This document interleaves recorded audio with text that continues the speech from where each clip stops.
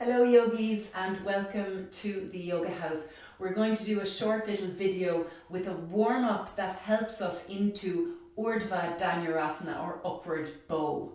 So with this particular peak pose, we are looking at a few elements that are necessary to be both safe and open at the same time. And so we're looking at extension through the spine and therefore the surrounding muscles strengthening, and also strength through the legs and therefore a support for the trunk, and also openness or freedom through the chest so that you get to express the asana or the yoga posture with a lovely openness, and at the same time you are stable and you can be 100% confident that you are not putting yourself in any danger whatsoever. So oftentimes when we do back bending or back extension asanas or yoga poses, there's a tendency to crave a forward bend afterwards.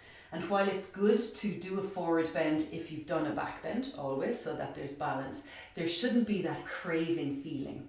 That feeling is an indication of one or both of two things. One, that you went a little bit too far in the pose for what your body is able for, or two, you weren't sufficiently warmed up in the areas that need to be open and strong. And so we're going to do a few asanas or yoga postures in the run up to this peak asana, Urdva Dhanurasana, upward bow, and then we'll do upward bow and I'll talk you through it and do it with you at the same time, or you're welcome to just simply watch. And so we're going to begin with Bhujangasana or Cobra. Many of the asanas or yoga postures are named after animals. And so if you think about the cobra dancing to the snake charmer, the chest is open, the head is looking forwards. Also, let's bear in mind that cobras are snakes and they have no arms. So we're not using the arms as weight bearers in this pose at all. The hands are simply resting on the ground to help us to stabilize through the shoulders so that they're on the same playing field. And so the shoulder blades come down, we engage the legs, lock in the core and try to open and lift the chest like that cobra dancing to the snake charmer. Squeezing the shoulder blades down. Now you can just see as a little test here, I'm raising my arms. If you raise your arms and you're dropping down, that's a sign that you have too much weight in the hands. You want the muscles of the back of the body, your posterior chain, to work nice and strongly here to keep you stable as you extend your spine and open your chest. Holding there for a good number of breaths and then coming down, just take a little rest. We're going to go straight from Bhujangasana, Cobra, into Urdva Mukha Svanasana, upward facing dog. Now, as it's a dog, we're pressing into our front paws and lifting up. Everything off the floor except for hands and feet. Squeeze the shoulder blades down, lift the chest, look up or forwards, and breathing there. Try to get the chest even further forwards, but keep your legs and core strong. And then we come down. From there, we're going to come forwards and take ourselves into a supported back bend. So as you come forwards on your mat, sit your butt down.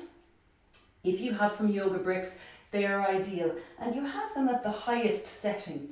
I think if you're able to come into Urdva Dhanurasana successfully, you should be able to use the bricks at their highest setting like this. If you are using them here, and I'll just quickly show you as an example, and you feel, wow, that's enough for me, I'm working on opening my shoulders, then I would suggest that perhaps the body is not yet open and or strong enough to come into the full pose, which we'll do at the end of this video.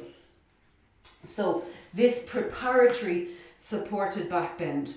The first brick is just at the back of the heart between the shoulder blades. The second brick is under the skull. Let's have the knees bent. And we're working on opening through the chest and the shoulders, allowing those hands to come down to the floor, keeping the arms straight and breathing there, holding there for a few breaths. So you can pause this video and work into it. And then to come out, hands to floor, tuck the chin in so you're not hauling your head up with your neck, and then coming up to a seated position. Let's take the bricks out of the way. And then we come into Urdva, Dhanurasana, upward bow. The soles of the feet are hip distance apart. The hands are shoulder distance apart. And we're going to lift up, first of all, onto the top of the head. And so as we lift up, we can take weight in the head if your neck is perfectly healthy. Make sure that the feet are parallel and grounded. And then from there we straighten the arms, looking to the space between the hands. Keep the bum strong, belly strong, breath strong, chest open to come down. Tuck the chin in, let your shoulders come down, lift your heels to drop your butt, and then extend like a super active Shavasana. And you can come into a forward bend there if you like, so maybe Apanasana. But you should feel that you're not craving that forward bend. And so if you went into this position nice and strongly with a lot of openness through the chest and groundedness through the feet, your back should be absolutely fine. You should feel vibrant. You should feel energized from that pose. Hope that's a helpful tip for your practice. Thanks everybody. Namaste.